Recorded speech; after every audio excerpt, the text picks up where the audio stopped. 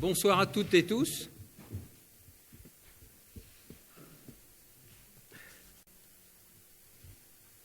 On va au niveau des pouvoirs. Donc Nicole Gondouin, Anneli Vivien, Lionel Gonnet qui est voilà, il y a un rendez-vous sur Paris et ne pensait pas revenir, à Nathalie Lenôtre, Abdellah Alessani à Sylvie Chauvel-Trépied, Pascal Sanson à Didier Cousin, Michael Ménil à Philippe Borne, Jean-Luc Paul à Pascal Guignon et Lucie Clouard à Philippe Rondel.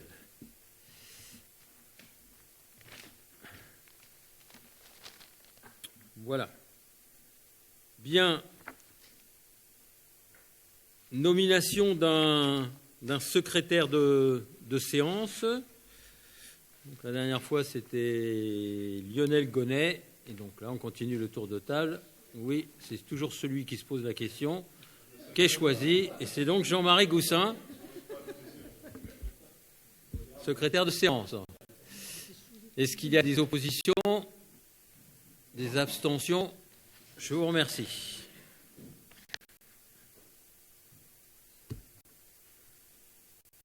Approbation du procès-verbal de la séance du 1er juin.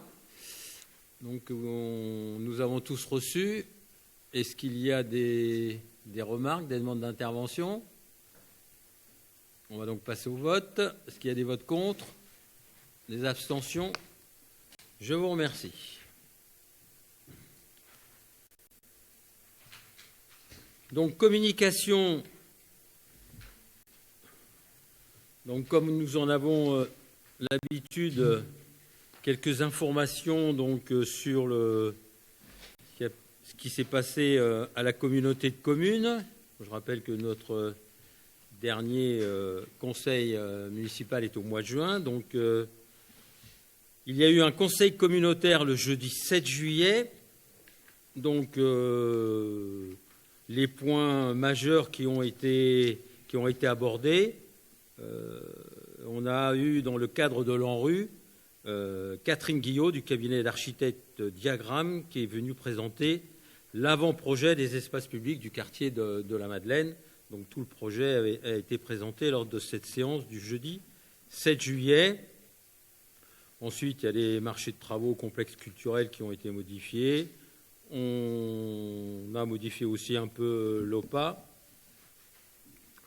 Et puis qu'est-ce qu'il y a eu comme sujet marquant? La modification de la taxe sur les surfaces commerciales qui a été votée. Je rappelle donc que c'est pour les surfaces commerciales de plus de 400 mètres carrés, donc avec une modification du taux, puisqu'il y a un coefficient multiplicateur qui peut être mis en place conformément à la loi.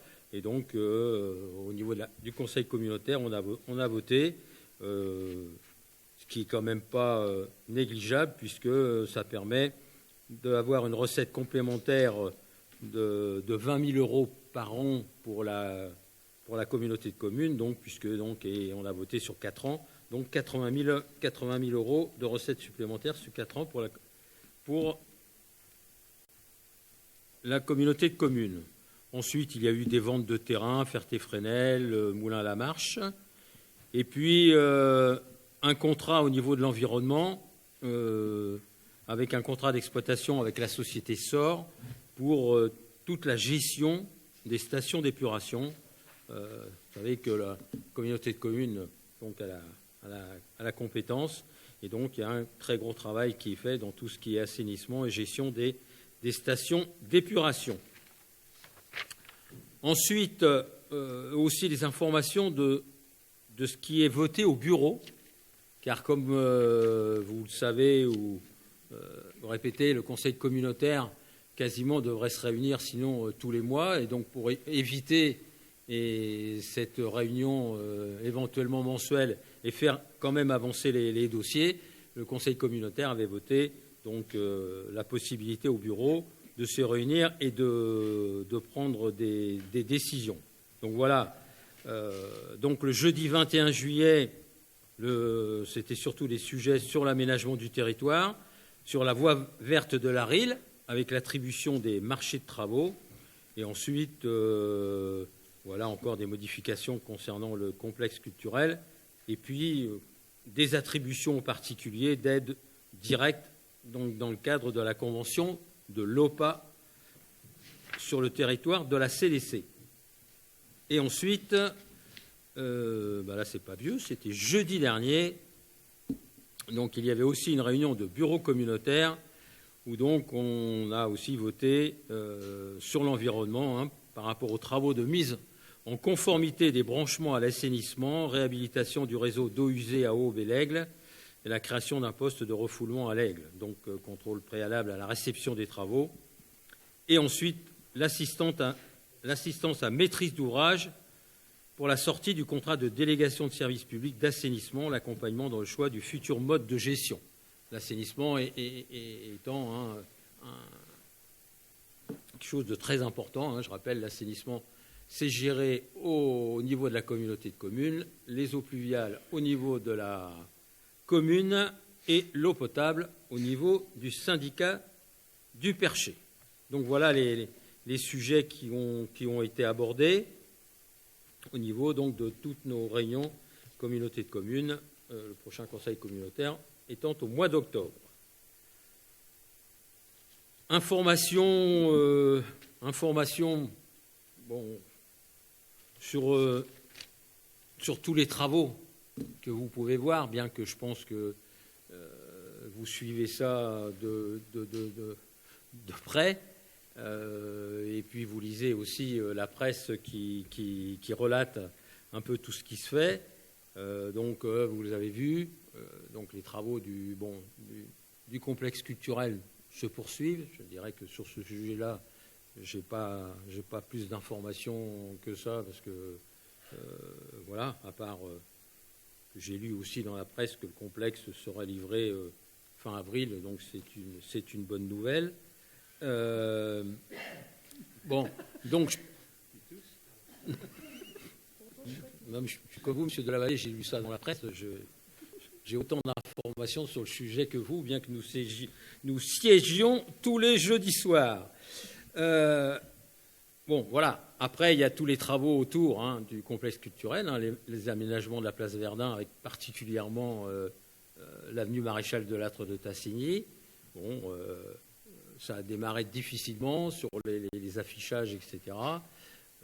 Aujourd'hui, les travaux semblent bien partis. C'est vrai que là, on a quelques jours où ça fait encore un peu plus peur. C'est vrai que quand vous arrivez sur le rond-point, vous avez l'impression que vous n'allez pas pouvoir prendre la rue Beckham. Je viens d'arriver là tout à l'heure, le tas de terre est très haut. Donc là, c'est le Perché donc, qui prolonge un petit peu ces travaux sous l'avenue Maréchal de Lattre de Tassigny. Et ensuite, il y a l'assainissement aussi qui a démarré un peu plus loin. Donc voilà. Mais tout ça ne va pas durer trop longtemps. Et donc après, on va revenir à ce qui était prévu, donc tous les travaux sur l'avenue Maréchal de Lattre de Tassigny. Donc je dirais qu'aujourd'hui, tout ça, selon les informations que l'on peut avoir, se passe, je dirais, de la meilleure façon possible. Et bien évidemment, dans l'intérêt du projet et l'intérêt de notre ville, il faut espérer que là aussi les délais seront tenus et qu'on pourra récupérer la circulation sur l'avenue Maréchal de Lattre de Tassigny pour la fin d'année. Ensuite, vous avez vu aussi les travaux du syndicat de la RIL, donc là-bas, voilà, donc derrière la médiathèque, là aussi, ça avance bien comme prévu. Donc voilà, on est dans la phase, donc là où il y a eu l'abattage des arbres, et ensuite ça continue. Voilà. Là, les perturbations sont moins importantes, même si il peut y avoir de temps en temps un peu moins de place sur les spotaneurs. Voilà. Donc voilà pour l'instant. Ensuite, il va y en avoir d'autres, des travaux liés à l'assainissement du côté des anciens abattoirs et la rue de la Fonte. C'est commencé ce matin. D'accord. mais ça va remonter. Et bon, il est possible qu'il y ait... Voilà. C'est possible que... Là, on en sera informé, donc là aussi, par la communauté de communes qui gère ces travaux, s'il y a des conséquences sur la circulation de la rue de la Fonte, nous verrons bien à ce moment-là. Donc voilà, un peu sur les informations que je souhaitais vous donner sur les sujets majeurs. On va passer donc maintenant à l'ordre du jour, et donc le premier point, règlement intérieur du conseil municipal. Alors, ce qui vous est proposé ce soir, c'est par rapport à une demande du service du contrôle de légalité de la préfecture de l'Orne, et qui nous a demandé de modifier 2 points de notre règlement intérieur. Le premier point, c'est l'envoi de l'ensemble des documents relatifs au conseil municipal doit se faire de façon dématérialisée. L'expédition par courrier traditionnel ne pourra se faire qu'à la demande expresse de l'élu.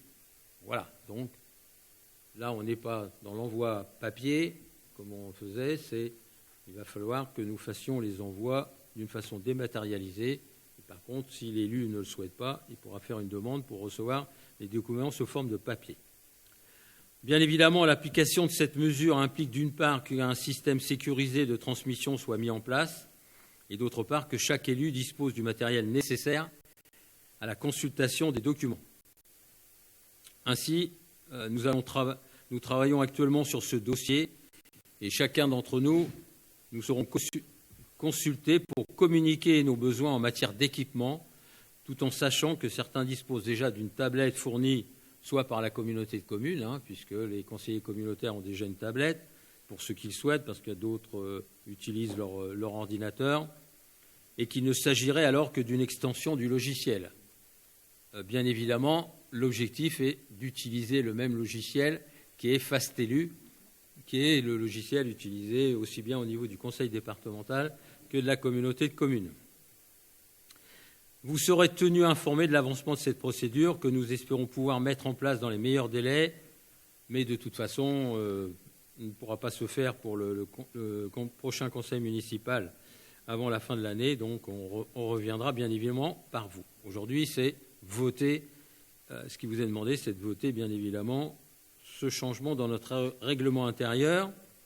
Le deuxième point qui nous a été demandé au niveau du contrôle de légalité de la préfecture, nous avions créé dans notre règlement intérieur un paragraphe concernant l'éventualité de rajouter une question à l'ordre du jour en début de séance. Nous, on s'était laissé cette possibilité. Eh bien, nous n'aurons plus le droit, et donc le contrôle de légalité nous demande de procéder à la suppression de ce paragraphe. En effet, cette façon de faire, même si elle ne concerne que des points de moindre importance, est susceptible d'être entachée d'illégalité. Donc, bien évidemment que nous ne prendrons pas le risque de le faire, et encore moins de maintenir cet article dans notre règlement intérieur. C'est ce qu'on appelle la réactivité. Bon, bref. Face aux événements. Voilà. Donc, voilà ce qui vous est proposé, aujourd'hui. Et donc, il convient de supprimer modifier et supprimer ce paragraphe. Et donc, nous sommes appelés à nous prononcer sur ces 2 modifications proposées par moi-même. Est-ce qu'il y a des demandes d'intervention ? Oui. Le micro, s'il vous plaît, qu'on puisse bien vous entendre.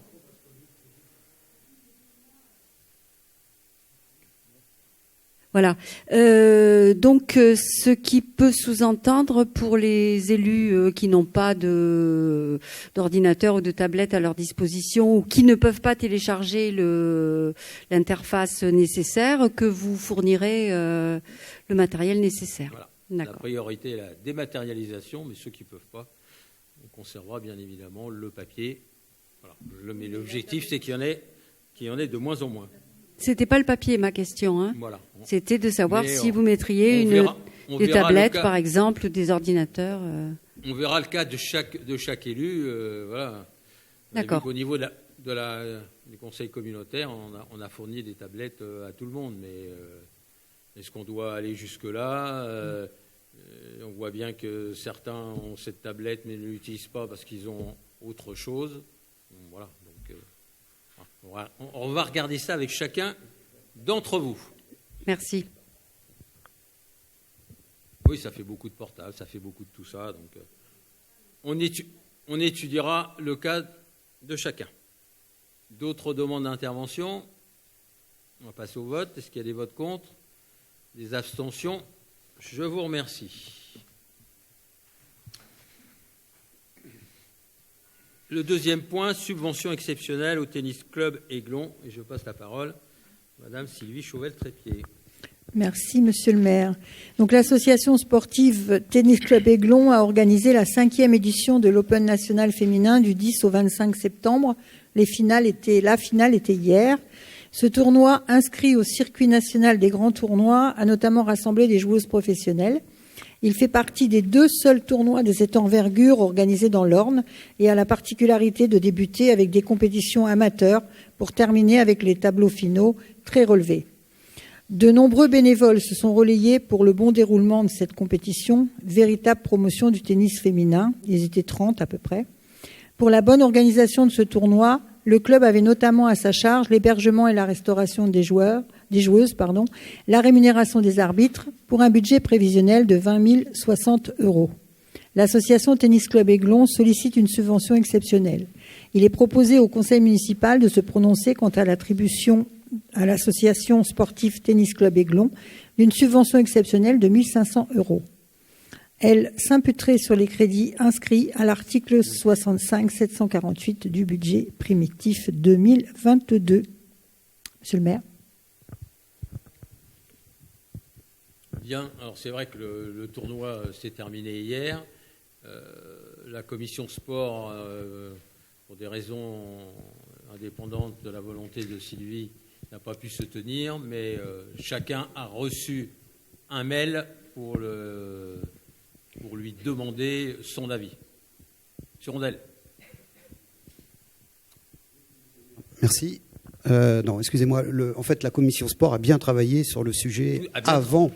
Oui. Mais vous venez de dire le contraire. C'est pour ça que je me permets de vous reprendre. Vous avez raison. La commission sport a travaillé sur le sujet et nous avions effectivement donné un avis favorable à la commission. Oui, on avait, tout à fait. Voilà. Merci. Même montant que l'an dernier. Non, on avait l'an passé. Non. D'abord, ça fait 2 ans qu'il n'y a pas eu le tournoi. Elle n'a pas eu lieu. Voilà, le tournoi n'avait pas eu lieu, donc oui. Et je ne suis pas année. certain que la première année qu'il y ait eu quelque chose. Non, c'était la première année seulement qu'on avait donné. Voilà. Et là, par rapport à la reprise, par rapport aux difficultés qu'il y avait à remettre en route les choses, à remettre en route les bénévoles, on a souhaité pouvoir leur donner un coup de pouce cette année de nouveau. Voilà. Ok. D'autres demandes d'intervention? On va passer au vote. Est-ce qu'il y a des votes contre? Des abstentions? Je vous remercie. Troisième point, restructuration. Donc là, plusieurs points qui concernent les finances. Donc maintenant, et le point 3, restructuration du complexe d'athlétisme, clôture de l'autorisation de programme. Je passe la parole à Pascal Guignon. Merci, monsieur le maire. Lors de l'adoption du budget primitif 2020, le conseil municipal avait approuvé la création d'une autorisation de programme qui s'appelait restructuration du complexe d'athlétisme d'un montant initial de 1 421 000 € TTC. Vous vous souvenez ce que c'est qu'une autorisation de programme? C'est une répartition prévisionnelle sur plusieurs exercices de crédit de paiement qui constitue la limite supérieure des dépenses pouvant être mandatées chaque année pour la couverture des engagements contractés dans le cadre de l'autorisation. L'autorisation de programme demeure valable sans limitation de durée tant qu'elle n'a pas été annulée ou clôturée. C'est la raison donc de cette délibération. Elle peut être révisée annuellement. Donc cette autorisation avait fait l'objet de 2 révisions. Une première pour prévoir monter le montant de l'autorisation à 1 540 240 € TTC, financé en partie par le FCTVA pour 233 101 € et le solde par subvention et emprunt. Puis, en décembre 2021, pour atteindre 1 565 240 € TTC, l'augmentation des crédits étant justifiée par la révision des prix prévus dans les marchés de travaux. Cette opération étant maintenant terminée, il convient d'en faire le bilan financier et de prononcer la clôture de l'autorisation de programme. Donc, le montant définitif des dépenses s'élève à 1 561 524,81 € TTC, soit 1 301 270,68 € hors taxe. Donc, le détail figure dans le tableau, les subventions obtenues, région, conseil départemental, Agence nationale du sport, État par la DETR, pour un montant total, si vous voulez, de subventions attribuées de 858 444,35 €. Alors, contrairement à ce qui avait été prévu dans le plan de financement initial, la collectivité n'a pas récupéré le FCTVA sur cette opération. En effet, un texte est intervenu entre-temps avec l'automatisation du FCTVA. La liste des dépenses éligibles a été révisée, en particulier toutes les dépenses liées aux aménagements de terrain qui n'en bénéficient plus. Donc, soit une perte de recettes pour la commune de 256 152 €. Voilà. Donc, le coût net de l'opération s'élève donc en dépenses 1 561 524,81 €. En recettes, 802 000, donc les subventions, 802 225,95 €. Donc, un solde à notre charge de 759 298,86 €.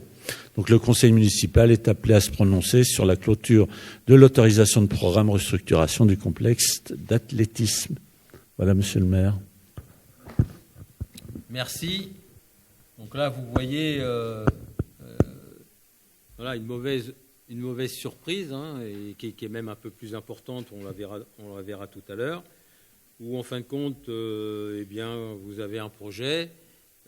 À ce moment-là, la loi vous permet de récupérer le FCTVA, et quand vous arrivez à la clôture, on vous dit vous ne pouvez plus récupérer cet FCTVA. Vous aviez entendu certains maires de notre communauté de communes qui avaient aussi alerté pour les aménagements de cimetières, que c'était pareil. Avant, il y avait la récupération du FCTVA, maintenant il n'y a plus. En résumé, la TVA est récupérable véritablement uniquement sur les bâtiments et non plus sur tout ce qui est terrain.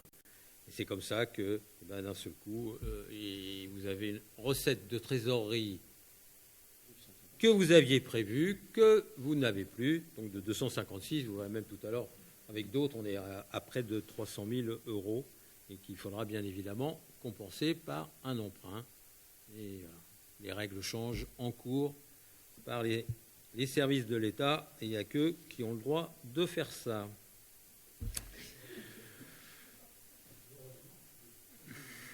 Ouais.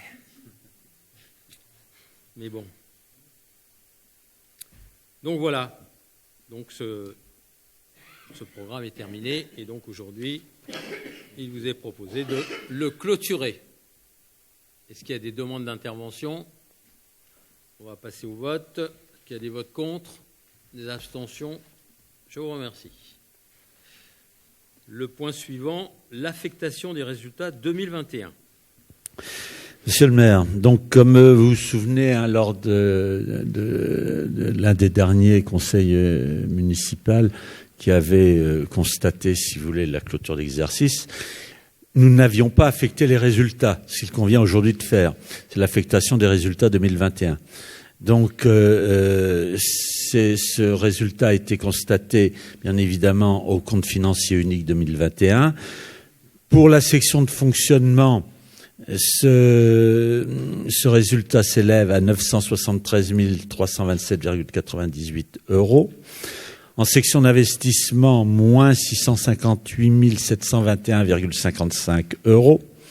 Donc, dans le cadre de l'affectation des résultats, il convient bien sûr de prendre en compte les restes à réaliser en section d'investissement, qui s'élèvent en 2021 à, en dépenses, 904 318,65 € et en recettes à 685 503,88 €, soit un solde négatif de 218 814,77 €.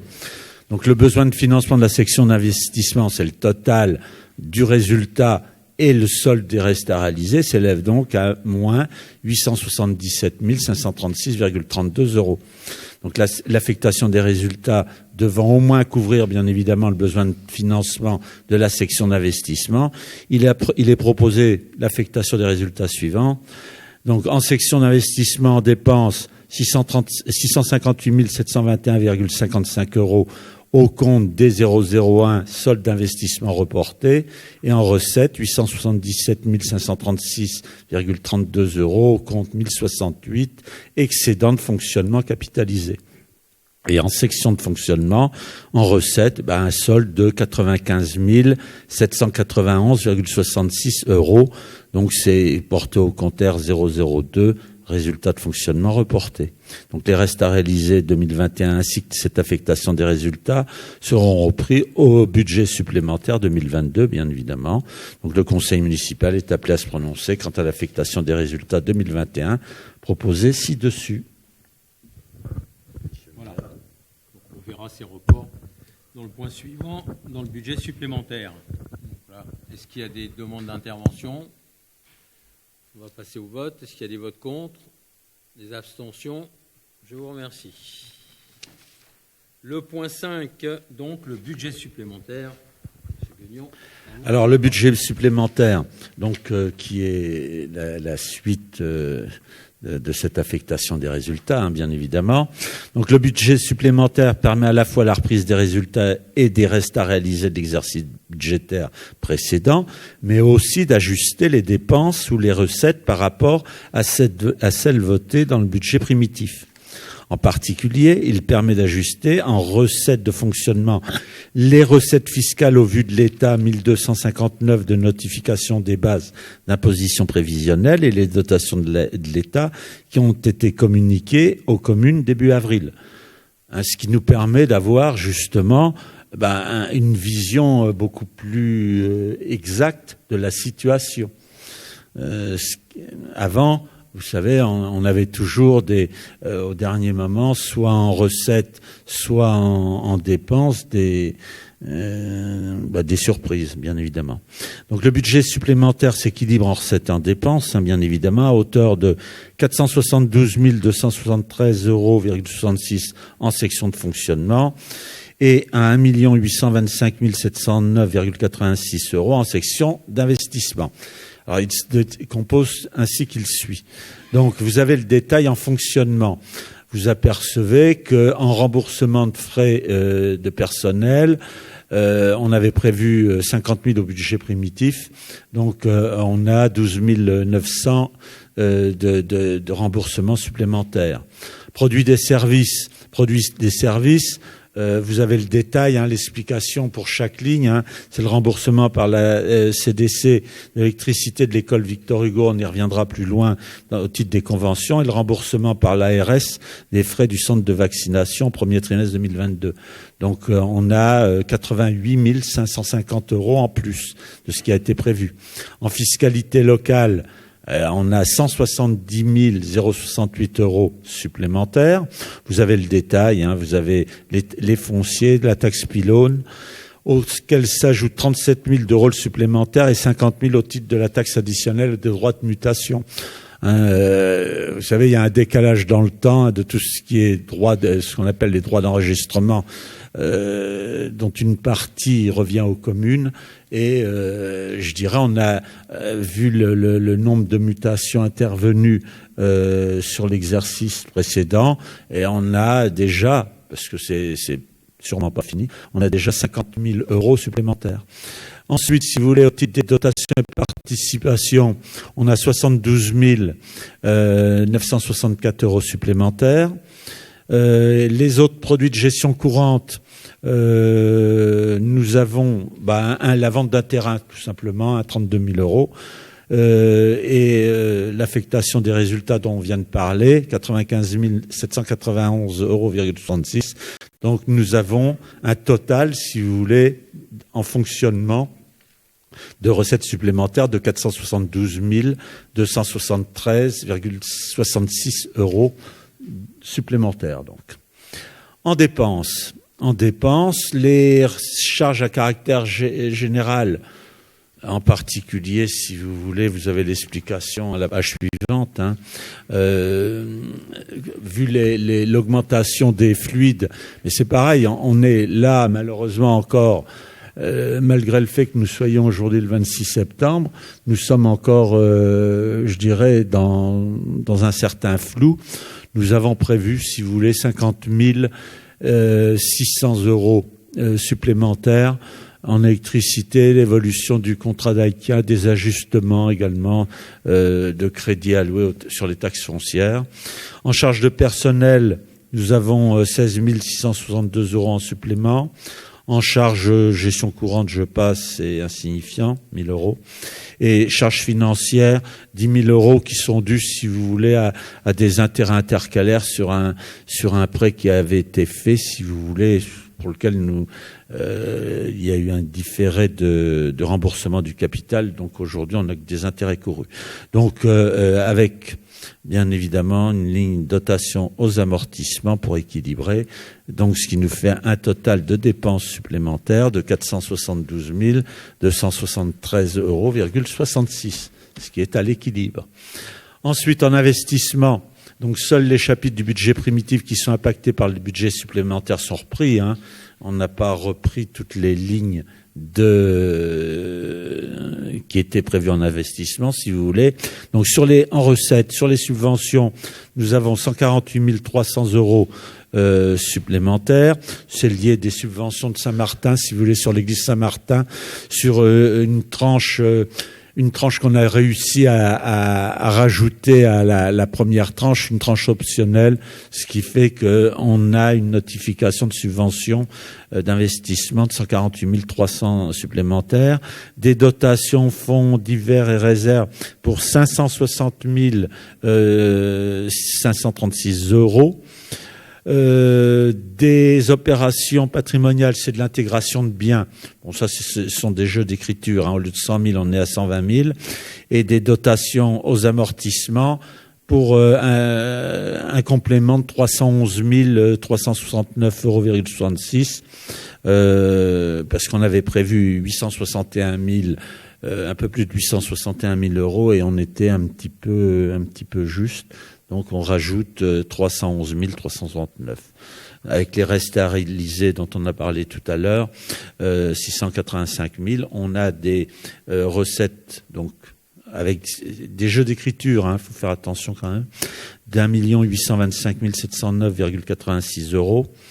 En dépenses, on a une augmentation de 18 000, c'est pour un logiciel qu'on avait prévu d'acquérir, un logiciel de dématérialisation justement des documents du conseil municipal dont monsieur le maire vient de parler. En immobilisation incorporelle, corporelle plutôt, on a, je dirais, une légère baisse, 16 854 €. Des immobilisations en cours. Vous avez l'explication dans le tableau, à la suite du tableau. Des opérations patrimoniales, intégration de biens toujours c'est la même chose qu'en recette. On passe de 100 000 à 120 000. Des restes à réaliser, 904 000. L'affectation des résultats 2021 pour 651 000. Donc un total d'1 825 709,86 €. Voilà, vous avez en résumé, si vous voulez, je ne sais pas si j'ai pas été trop vite. Alors vous aviez en pièce annexe, si vous voulez, les tableaux qui reprennent tout ça, si vous voulez. Vous l'avez eu ici. Donc le tableau reprend, si vous voulez, toutes ces données, bien évidemment. En tout cas pour celles qui ont changé, parce que le reste n'a pas été modifié, comme je vous le disais tout à l'heure. Donc voilà, au titre du budget supplémentaire 2022, voilà, monsieur le maire, ce que je pouvais vous dire. Et donc le conseil municipal est donc appelé à se prononcer quant à ce budget supplémentaire. Arrêté tant en dépenses qu'en recettes à la somme de 2 297 983 €,52 centimes. Monsieur le maire. Voilà. Donc vous voyez dans ce qui vous a été indiqué qu'au niveau du FCTVA, ça s'élève à 317 000. Donc tout à l'heure, on n'était que sur le projet du complexe athlétique. Donc c'est 317 000 aujourd'hui qui... Voilà, avec les changements de réglementation votés dans les dernières heures de l'année dernière. La subvention d'investissement donc pour l'église Saint-Martin, ce que nous avons réussi à faire, vous vous souvenez que quand on avait proposé le projet, on souhaitait que les phases puissent se suivre afin d'éviter de démonter l'échafaudage. Bien évidemment, tout ça dépendait de l'obtention de subventions. Donc, pour information, la tranche ferme donc, va se terminer dans quelques jours, début octobre, et donc ce qui nous permet de lancer dans la foulée la tranche optionnelle et ainsi de ne pas démonter l'échafaudage, ce qui nous permet de faire quelques économies. Alors, là, comme le disait Pascal Guignon, nous sommes dans la présentation d'un budget supplémentaire avec les éléments connus à début septembre et non pas dans une prévision d'atterrissage, car nous avons encore un certain nombre d'inconnus et principalement concernant l'énergie, où nous avons beaucoup de factures d'acompte et pas encore l'application véritablement de ce qui nous attend.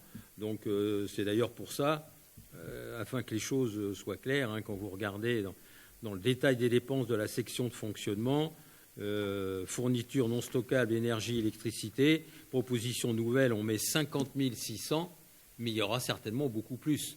Ça, c'est quelque chose que nous connaissons avec certitude en date d'aujourd'hui, mais il y a encore un nombre certain de factures que nous n'avons pas et que nous n'arrivons pas à obtenir de nos fournisseurs qui sont encore sur des acomptes sur consommation. Donc, très difficile de dire aujourd'hui l'atterrissage avec les coûts supplémentaires liés au niveau de l'énergie. Donc voilà, donc un budget supplémentaire qui vous est présenté aujourd'hui avec, bien évidemment, je le répète, tous les éléments connus. Voilà.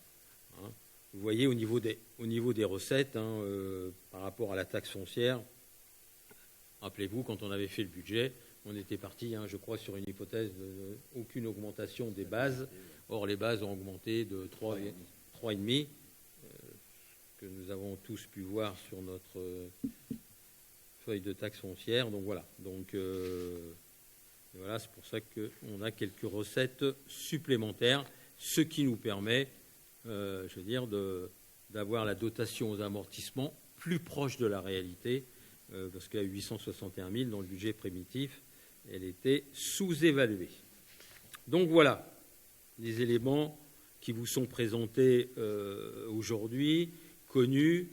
On ne va pas rentrer dans le détail des dépenses de la section de fonctionnement ni dans les recettes, mais on est bien évidemment à votre disposition si vous avez des questions à poser sur ces lignes-là. Bien, donc est-ce qu'il y a des demandes d'intervention? Donc on va passer au vote. Et donc le vote, c'est au budget supplémentaire 2022 du budget de la commune arrêté tant en dépenses qu'en recettes à la somme de 2 297 983,52. Passer au vote. Est-ce qu'il y a des votes contre? Des abstentions? Je vous remercie. Et donc les deux points suivants, c'est ce que les sujets ont été abordés tout à l'heure par Pascal Guignon. C'est des conventions de régularisation avec la communauté de communes par rapport aux écoles. Tu prends ou Jean-Marie, tu voulais pas ce matin. Oh, mais prends-le dans la foulée. Non, t'es chaud. Merci, oui, bien sûr. Merci, monsieur le maire. Alors, bon, ce sont deux conventions, comme vous le disiez, hein, qui auraient dû être régularisées depuis très longtemps, parce que c'est suite au transfert à la communauté de communes de la compétence scolaire qui date du 1er septembre 2014. Donc ce sont des régularisations de conventions de plus de 8 ans en réalité. Alors il y en a une, dans un sens, c'est un remboursement que nous devons à la CDC pour les bâtiments Ferry et Mazeline, et en sens inverse pour Victor Hugo, c'est la CDC qui nous doit, si vous voulez, qui nous doit une certaine somme. Donc bon voilà, depuis 2014, la CDC exerce la compétence scolaire. Dans le cadre de la convention, la transfert de compétences, une convention de mise à disposition de biens à usage scolaire avait été signée entre les parties en date du 5 mai 2017. Avant même le transfert de compétences, le bâtiment Ferry, situé Marcel Guillat à l'Aigle, ne faisait plus partie de l'ensemble scolaire Mazeline et relevé d'une gestion par la ville. Toutefois, ce bâtiment a continué à être alimenté en eau et en chauffage par l'ensemble scolaire Mazeline. De plus, cet ensemble scolaire alimente aussi en électricité Ferry et le pavillon Mazeline, dont la gestion incombe à la ville. Des sous-compteurs avaient été installés, heureusement, par la ville en 2015 pour identifier les consommations des deux bâtiments. Donc, les démarches administratives auprès d'Eau de Normandie pour le transfert du compteur d'eau et le changement de gestionnaire ont été réalisées par la CDC et sont effectives depuis assez récemment, parce que ça date de janvier 2019. Donc, les frais de chauffage et électricité continuant d'être supportés par la CDC. Il convient bien évidemment de prévoir les modalités de remboursement par la commune de ces fluides dans une convention à intervenir entre la CDC des Pays de l'Aigle et la ville de l'Aigle. Donc vous avez pour les trois fluides, c'est-à-dire eau, chauffage, électricité, les montants, si vous voulez, donc refacturés. Donc en eau, la refacturation s'élève, si vous voulez, pour la période d'avril 2015, 18 janvier 2019, à 1194,50 €. Donc il n'y a pas de refacturation à prévoir à ce titre postérieurement. Le chauffage. Alors le chauffage, si vous voulez, vous savez, c'est toujours avec des sections P1, P2, P3. Monsieur Goussin serait le plus à même de nous en parler, mais bon, on va pas rentrer dans ces détails-là. Toujours est-il, parce que c'est assez complexe, on a toujours eu du mal à comprendre. De 2015, en tout cas, à décembre, au 31 décembre 2021, les montants refacturés s'élèvent en matière de P1, ce sont les consommations, je pense. Fourniture de chaleur, c'est ça. 41 907,87. P2, P3, ce sont de l'entretien, des réparations à 1573,36. Donc c'est cette somme que nous devons rembourser à la CDC. Et concernant l'électricité, donc jusqu'au 31 décembre 2021, le montant refacturé s'élève à 5 785,19 €. Donc au total, la somme totale à rembourser par la commune de 2015 au 31 décembre 2021 s'élève donc à la somme de 50 460,92 €. Un titre de recette de ce montant sera émis par la communauté de communes et le remboursement correspondant à la période, un engagement à hauteur de 50 000 avait été fait sur les crédits 2021. Donc il n'y a pas de problème, on avait prévu. Donc le conseil municipal est appelé à se prononcer sur la convention avec la communauté de communes des Pays de l'Aigle pour le remboursement des fluides du bâtiment Ferry et du pavillon Mazeline dans les conditions définies ci-dessus. Autorisez donc, monsieur le maire, à signer cette convention. Monsieur le maire. Voilà, donc de la régularisation. Voilà. Donc pour Ferry, surtout, nous, notre bâtiment Ferry n'est pas autonome, ce qui fait que quand on le chauffe, on doit payer, ce qui est tout à fait logique, la communauté de communes. Et quand la communauté de communes décide de couper le chauffage dans l'école Mazeline, ce qui fait que nous n'avons aucun chauffage dans le bâtiment Ferry. Voilà. Après, je veux dire, reprendre entre guillemets, notre indépendance serait très compliquée par rapport au réseau chaleur. Donc voilà, au moins le système qu'on a trouvé, au moins de régulariser. Et nous sommes d'accord avec la communauté de communes sur les montants, puisque ceux-ci ont été présentés et seront aussi votés lors du prochain conseil communautaire. Voilà. Est-ce qu'il y a des demandes d'intervention? On est dans de la régularisation. On va passer au vote. Est-ce qu'il y a des votes contre? Abstention? Je vous remercie. Et donc on poursuit avec le point suivant. Alors on est d'autant plus d'accord avec cette convention que la suivante nous permet de toucher une somme de 73 630 €, donc qui est largement supérieure à la première. Donc on est dans l'affaire, on n'est pas forcément. Donc c'est une convention toujours avec la CDC des Pays de l'Aigle pour le remboursement de l'électricité de l'école Victor Hugo. Donc toujours depuis cette date du 1er septembre 2014 avec le transfert de compétences du scolaire à la CDC. Donc l'école Victor Hugo fait partie des équipements scolaires mis à disposition de la CDC. Donc, au terme d'une étude menée par la ville de l'Aigle sur ses compteurs électriques 2015, il est apparu que certains compteurs concernaient plusieurs équipements, dont des équipements gérés par la CDC. Le musée de Juin 44, l'Office du tourisme ont un compteur commun. Même chose en ce qui concerne le compteur du Stade Foisy qui englobe la consommation de l'école Victor Hugo. Or, les factures correspondantes sont supportées en totalité par la ville, ce qui pose problème. Donc, par délibération du 16 novembre 2015, le conseil municipal de notre ville avait donc décidé l'installation de sous-compteurs permettant d'isoler les consommations respectives de l'Office du tourisme et de l'école Victor Hugo et la refacturation par la commune à la CDC des sommes dues à ce titre.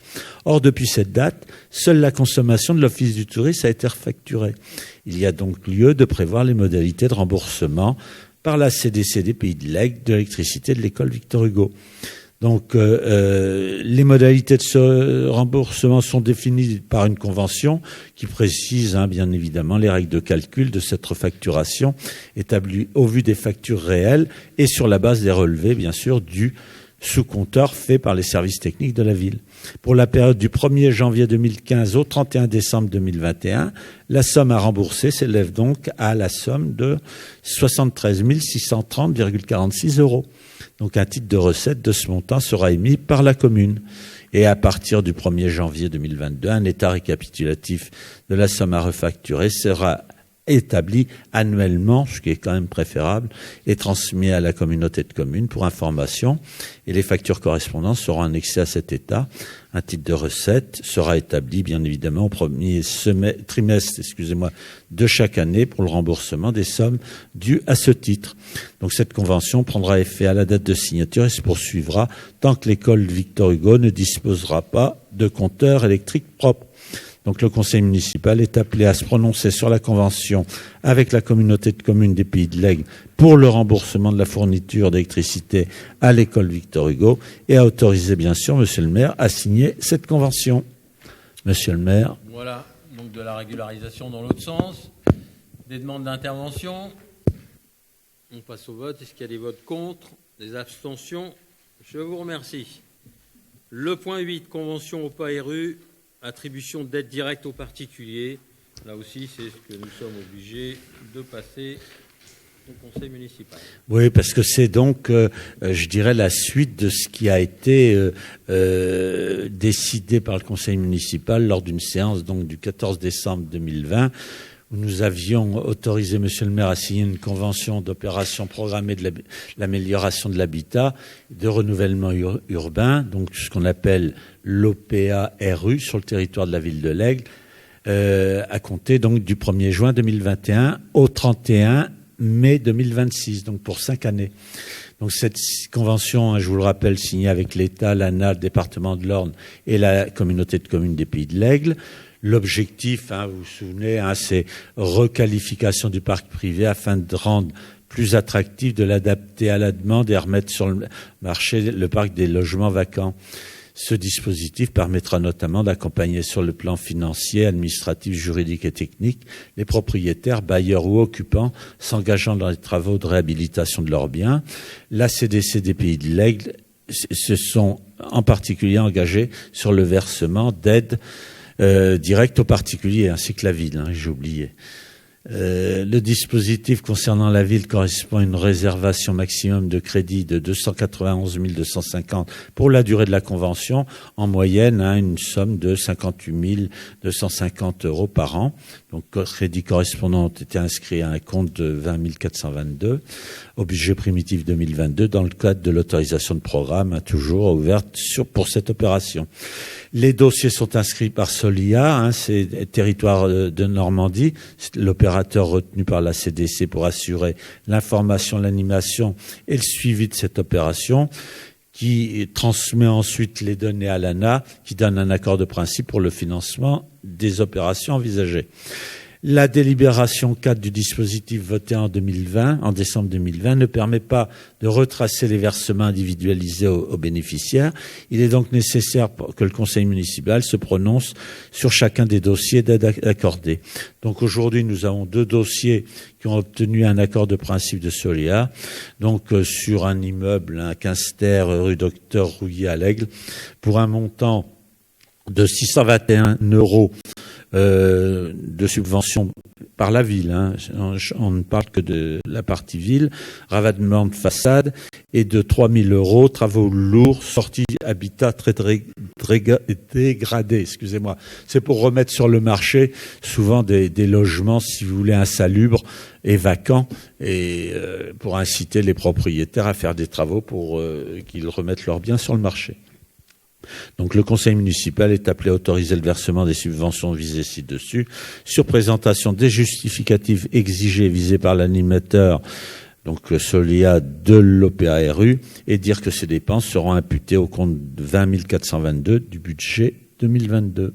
Monsieur le maire.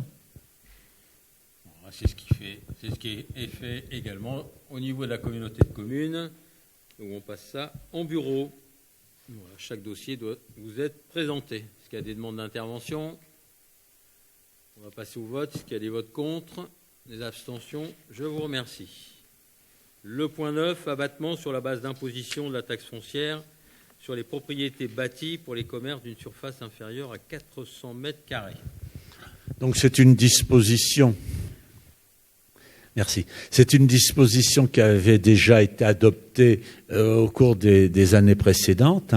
C'est l'imposition, c'est un abattement sur la base d'imposition de la taxe foncière sur les propriétés bâties pour les commerces d'une surface inférieure à 400 mètres carrés. C'est la loi qui permet, je dirais, aux communes d'adopter cette disposition.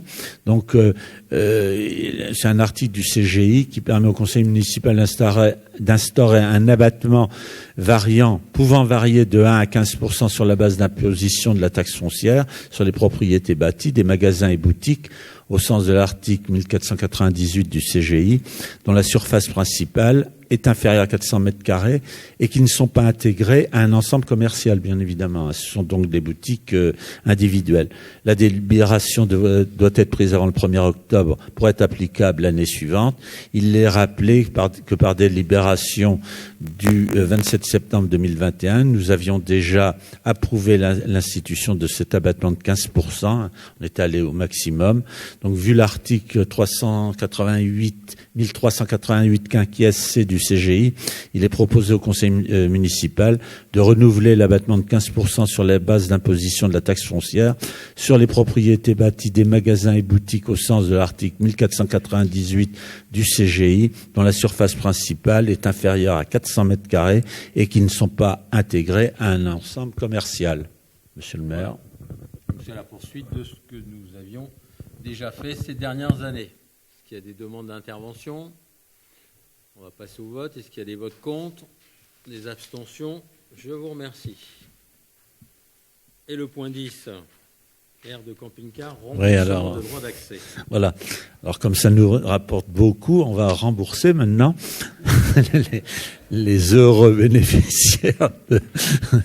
Non, tout simplement, si vous voulez. Non, c'est pas une question de taxe de séjour. Non, c'est une question de logiciel qui fonctionne pas toujours à l'entrée. Et donc, pour faire simple, les gens... Alors, c'est peut-être ça l'explication. Toujours est-il qu'il y en a de bonne foi mettent leur carte bleue. Malheureusement, la barrière reste désespérément bloquée.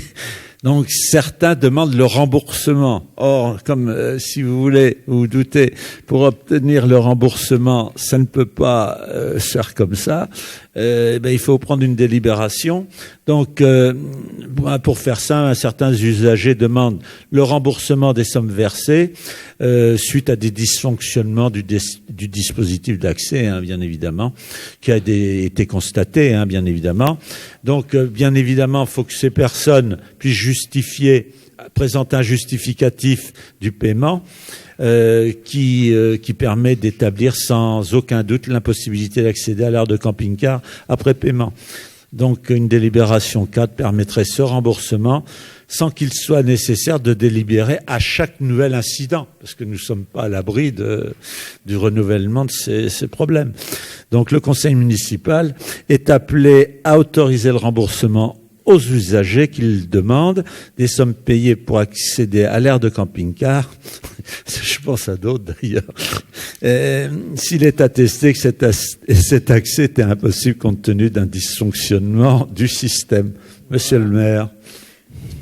On nous a demandé... Non, c'est pas les gens du voyage, justement. C'est à eux, je pense. On nous a demandé de passer cette délibération afin de pouvoir régler quelques cas. Monsieur Delavallée. Oui, monsieur le maire, je voulais féliciter le service financier parce que vous êtes excessivement prévoyant et merci pour les contribuables et pour nous qui ne sommes pas obligés à chaque fois de délibérer une nouvelle fois pour ces problèmes qui sont quand même extrêmement importants et graves. Voilà. Oui. Je pense la même chose que vous. Bien.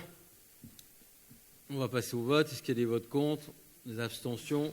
Je vous remercie. Point 11. Convention d'objectifs et de financement avec la Caisse d'allocation familiale de l'Orne. Je passe la parole à Mme Sylvie Chauvet-Trépied. On va changer de sujet un peu. Oui, ça reste une convention, relativement. Oui. Alors, dans le cadre de sa politique en direction du temps libre des enfants et des jeunes, la Caisse d'allocation familiale soutient le développement et le fonctionnement des accueils de loisirs sans hébergement et notamment des accueils extrascolaires qui se déroulent pendant les vacances scolaires. Ces accueils sont éligibles à la prestation de services accueil de loisirs sans hébergement. Les conditions dans lesquelles ces accueils de loisirs peuvent en bénéficier, le mode de calcul de cette prestation de service et les modalités de son versement sont définis par convention. Cette convention précise aussi les engagements du gestionnaire de ces accueils, notamment au regard de l'activité des équipements, du public accueilli et de ses obligations déclaratives. Sont concernés les accueils de loisirs suivants. L'accueil de loisirs Roland-Boudet, qui se situe donc au Bois de la Pierre, et l'accueil de loisirs Sport-Vacances, qui prend ses quartiers à l'école Victor Hugo. La précédente convention de financement étant arrivée à terme, il convient de la renouveler pour la période du 1er janvier 2022 au 31 décembre 2026. Donc le conseil municipal est appelé à, premièrement, se prononcer sur la convention d'objectifs et de financement 2022-2026 avec la Caisse d'allocation familiale de l'Orne pour les accueils de loisirs sans hébergement extrascolaire. Et deuxièmement, d'autoriser monsieur le maire à signer cette convention et tout document s'y rapportant. En fait, cette convention, c'est tout simplement pour avoir les sous de la CAF. Voilà. Qui nous verse en fonction du nombre d'heures de présence des enfants sur les centres de loisirs. Est-ce qu'il y a des demandes d'intervention ? On va passer au vote. Donc là aussi, c'est une convention pour percevoir des sous. On va passer au vote. Est-ce qu'il y a des votes contre, des abstentions ? Je vous remercie. Point 12. Travaux d'effacement des réseaux quartier Stade Foisy à l'Aigle. Et je passe la parole à M. Didier Cousin pour nous présenter ce projet. Merci. Donc, il est proposé de déléguer au territoire d'énergie Orne, dans le cadre d'une convention de délégation, la maîtrise d'ouvrage des travaux d'effacement des réseaux électriques ainsi que du génie civil des travaux d'éclairage public et de télécommunications relevant de la compétence de la commune, dans le quartier du Stade Foisy. La commune a déjà procédé à de tels effacements précédemment dans le même cadre juridique. Donc on veut peaufiner tout ce quartier-là. Donc on a bien travaillé dans différents coins et il nous reste plus que l'effacement des réseaux pour rendre le quartier capable de vivre en l'an 2021. 23 même 23. C'est bien, vous suivez bien. Le montant facturable à la commune au titre de la convention est estimé à, donc pour le génie civil éclairage public en TTC, 14 681,25. Pour le génie civil télécommunications TTC, 136 499,82. Et pour la contribution financière à l'effacement des réseaux électriques, déduction faite de la participation du TE61 sur les travaux, alors là c'est en hors taxe, 134 744, soit un total de 285 925,40. Alors, pour information, et on revient sur la même chose, les travaux de ce type assujettis à la TVA ne sont pas éligibles au FCTVA. Ce chiffrage ne prend pas en compte les prestations suivantes. La dépose des équipements et du réseau d'éclairage public existant. Donc ça reste à notre charge. La pose des massifs pour l'éclairage public et la prestation d'Orange pour la télécommunication. Il est donc nécessaire de signer avec Orange une convention pour la mise en souterrain des réseaux aériens de communication électronique d'Orange établis sur support commun avec le réseau public aérien de distribution d'électricité. Le coût de la prestation d'Orange est de 4 511,88 € non assujetti à la TVA. La date prévisionnelle donc des travaux est fixée normalement en octobre 2022, mais ça sera plutôt fin octobre, et la fin des travaux est estimée en juillet 2023. Les crédits correspondants seront inscrits au budget primitif 2023. Le conseil municipal est appelé à se prononcer sur l'opération d'effacement des réseaux dans le quartier du Stade Foisy, décrite ci-dessus, et l'inscription des crédits correspondant au budget primitif 2023. Il était aussi appelé à se prononcer sur la convention individuelle de délégation de maîtrise d'ouvrage avec le TE61, donc territoire d'énergie, et la convention pour la mise en souterrain des réseaux aériens de communication électronique avec Orange. Et d'autoriser, bien sûr, Monsieur le maire à signer ces conventions et tout document s'y rapportant. Monsieur le maire. Donc voilà, je dirais que on avait ça en prévision et on a une opportunité avec le TE61.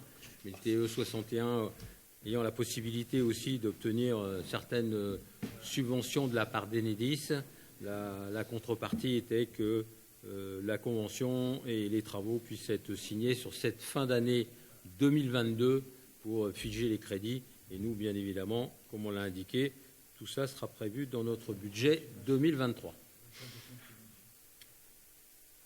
Voilà, ce qui permettra véritablement de encore améliorer cette partie du quartier Foisy. Est-ce qu'il y a des demandes d'intervention sur ce projet? Donc on va passer au vote. Est-ce qu'il y a des votes contre? Des abstentions? Je vous remercie. Acquisition de biens et droits immobiliers, 24 rue Bécam, et je repasse la parole à Pascal Guignon. Merci, monsieur le maire. Donc, monsieur Patrick Poitvin et son épouse, d'ailleurs, sont propriétaires de biens et droits immobiliers dépendant de la galerie marchande, située à Lègue, 24 rue de Bécam, qui figure sous un numéro cadastral. Monsieur et madame Poitvin sont propriétaires de 3 lots. Lot 8, un local commercial, environ 11 mètres carrés. Lot 9, un local commercial qui jouxte 9 mètres carrés. Et au deuxième étage, une réserve non occupée, mais bon, ça c'est pas le problème, d'environ 20 mètres carrés. Donc, par un courrier, donc en date du 5 juillet 2022, Monsieur et Madame Poitvin ont donné leur accord pour que la commune acquiert ces lots. Le prix demandé est 30 000 €. ce qui correspond à peu près à la fourchette de prix des acquisitions précédentes dans le même ensemble. La signature de l'acte définitif Aurélien en fin d'année. Et Monsieur M. Poitvin ont simplement fait une demande, c'est de pouvoir rester dans les lieux jusqu'au plus tard au 31 mars 2023. Donc ce que nous avons accepté, hein, c'est pas, on n'était pas 3 mois près. Si c'est 3 mois, si l'acte se signe réellement en décembre, en décembre. Donc sans loyer jusqu'à cette date, avec simplement la prise en charge des coûts d'électricité, de fluide et des charges de copropriété. Donc voilà, simplement il y aura pas de loyer. Donc afin de réaménager l'actuelle galerie marchande, là on arrive à la fin des acquisitions en réalité. C'est vraiment les derniers lots. Oui, il reste 2-3 petites surfaces qui se baladent encore aussi bien au premier, deuxième étage sur des réserves, des choses comme ça. Mais sinon, la ville de l'Aigle, je dirais, va se retrouver propriétaire de l'ensemble de tous ces lots, et va pouvoir donc envisager une opération de réhabilitation de la totalité, ce qui avait été entamé par la précédente municipalité depuis, je sais pas, les années 2010 ou quelque chose comme ça à peu près. Oui, ça fait bien 12 ans. Oui, ça, voilà. Donc on arrive au bout.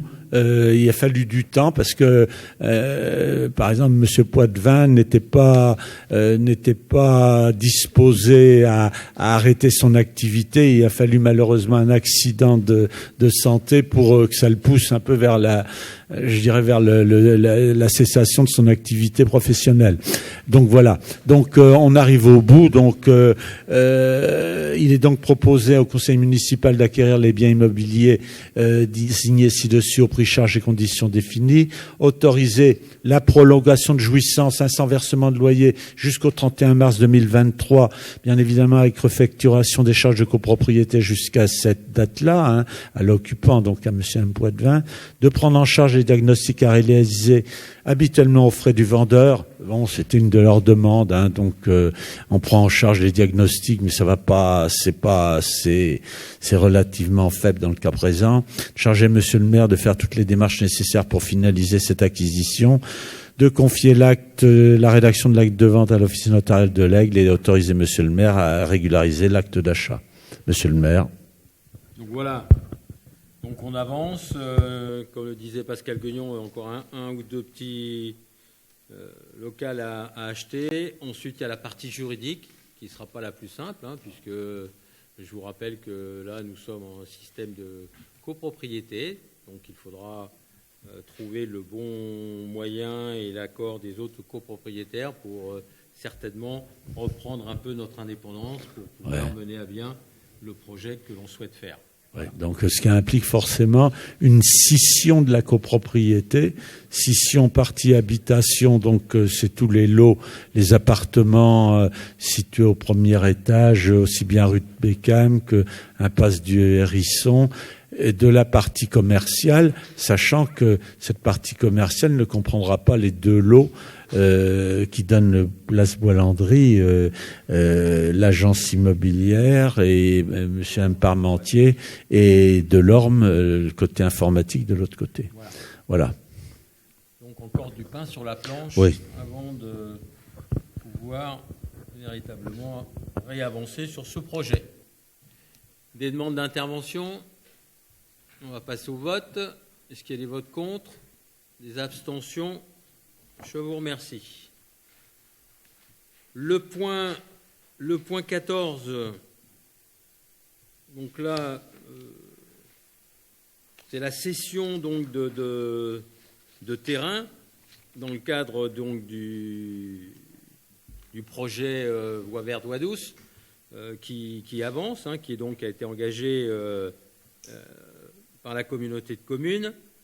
Donc, je rappelle, mais vous le savez, la voie verte serpentera sur 7,6 km de l'étang de la Croix-Lamirault à Saint-Sulpice-sur-Île, en passant par les platanes tricentenaires et l'arrière du futur complexe culturel. Donc, au niveau de la communauté de communes, bien évidemment, ils ont travaillé. Il faut pour que la voie verte puisse longer la Rille, bien évidemment, on traverse un certain nombre de terrains et c'est plus ou moins compliqué selon les propriétaires des terrains. Mais comme nous sommes et nous appuyons fortement ce projet, bien évidemment, nous n'allions pas, je dirais, nous mettre au travers de la route de la voie verte. Et donc, le président de la communauté de communes, par un courrier du 23 juin, m'a sollicité pour la cession à l'euro symbolique de la surface nécessaire à la voie verte, donc pour les terrains suivants. Donc, d'un côté pour la partie centre-ville, Croix-Lamirault, et de l'autre côté pour la partie Saint-Sulpice, l'Aigle. Donc voilà, c'est toutes les parcelles avec le nombre de mètres carrés, et ça représente quand même 16 431 mètres carrés. Un projet de division a déjà été établi par le cabinet Aguetto Conseil. Vous avez ça dans votre annexe pour bien voir ce qui va se faire. Et donc, la communauté de communes s'engage à prendre en charge tous les frais relatifs à la cession, la délimitation et la sécurisation des futures propriétés. Et donc, bien évidemment, nous n'allions pas augmenter le coût de la voie. Et c'est avec grand plaisir que nous allons céder au prix de 1 € les biens désignés ci-dessus en l'état actuel. Voilà, les frais d'acte seraient supportés par l'acquéreur. Voilà, c'est la demande. Monsieur de la Vallée, ici présent, connaît encore mieux que moi le projet. Nous avançons et il faut bien évidemment que la communauté de communes puisse devenir propriétaire d'un certain nombre de parcelles le long de la Rille. Et c'est ce que nous faisons ce soir. Est-ce qu'il y a des demandes d'intervention? Donc on va passer au vote. Est-ce qu'il y a des votes contre? Des abstentions? Je vous remercie. Point 15. École de musique, encore une convention. Convention financière 2022 avec le département de l'Orne. Et je passe la parole à Madame Charlène Renard. Merci, Monsieur le maire. Donc, effectivement, une nouvelle convention où, dans le cadre du schéma départemental des enseignements et des pratiques artistiques de l'Orne, qui court de cette année jusqu'à 2026, la commission permanente de l'institution départementale a décidé d'accorder à l'école de musique de l'Aigle les subventions suivantes pour cette année. Donc, en fonctionnement, 8 150 €. Pour l'investissement, 1 500. Donc cette convention financière avec le département reprend ces différents éléments. Et donc, il est prévu qu'au terme de la convention, à savoir jusqu'à la fin de cette année, la commune s'engage à présenter un rapport détaillant justifiant les subventions accordées. Donc le conseil municipal est appelé ce soir à se prononcer quant à la convention financière 2022 avec le département de l'Orne et autoriser Monsieur le maire à signer la dite convention. Voilà. Donc, ce qui se faisait déjà avec le conseil départemental, là, afin de percevoir nous-mêmes une subvention. Est-ce qu'il y a des demandes d'intervention? On va donc passer au vote. Est-ce qu'il y a des votes contre? Des abstentions? Je vous remercie. Le point 16, saison culturelle 2022-2023, tarifs. Je repasse la parole à Mme Charlène Renard. Merci, Monsieur le maire. Donc, une délibération somme toute classique en cette période de l'année où vous retrouvez donc les différentes représentations culturelles au niveau de la ville de l'Aigle, ainsi que donc la tarification proposée. À noter que, bien évidemment, ne sont pas notées toutes les animations et les concerts qui émanent de notre école de musique et de la médiathèque de l'Aigle, ainsi que les concerts sous les platanes. Une tarification toujours accessible au plus grand nombre, donc qui a déjà commencé vendredi dernier, mais dont nous n'avons pas de régie, donc cela a peu d'impact. Et puis, à l'occasion du conseil municipal du mois de juin, avait été présentée la tarification pour la représentation de Baptiste Le Caplin, qui aura lieu mardi prochain à la salle des fêtes d'Aube. Donc le conseil municipal est appelé à autoriser monsieur le maire à signer tous les contrats de la saison culturelle 2022-23 et se prononcer quant aux tarifs mentionnés ci-dessus.